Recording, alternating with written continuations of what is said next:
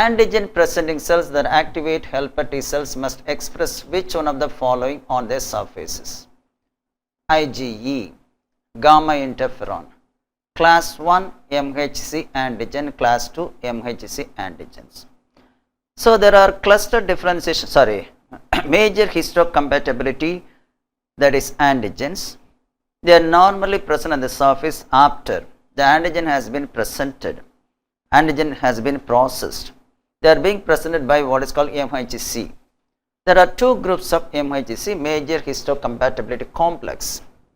See, after processing, the antigenic determinants are presented by specialized group of molecules called major histocompatibility complex molecules, called human leukocyte antigen, HLA antigen, that is HLA system in human beings, which are of two types, class 1 and class 2.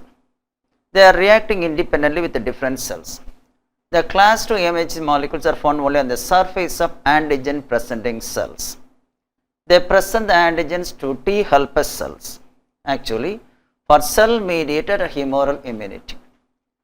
So whereas these MHC1 present on the surface of all cells, they are present on the surface of all cells, unlike what is called MHC2, they are present only APCs on the surface of antigen presenting cells, and they present the antigens, the processed antigen, to the T helper cells. Whereas this one MHC1, it is present on all the cell surface actually, and they are actually presenting the antigen to cytotoxic T cells, a type of helper cells. So this is the difference between what is called class 2 MHC and class 1 MHC. Class 2 MHC presenting the processed antigens to the T helper cells, and class 1 MHC present on the surface. So this is what's called major histocompatibility complex, the one responsible for presenting antigen to the lymphocytes. See, class 2 MHC antigen, they only presenting what is called actually cells that activate helper T cells.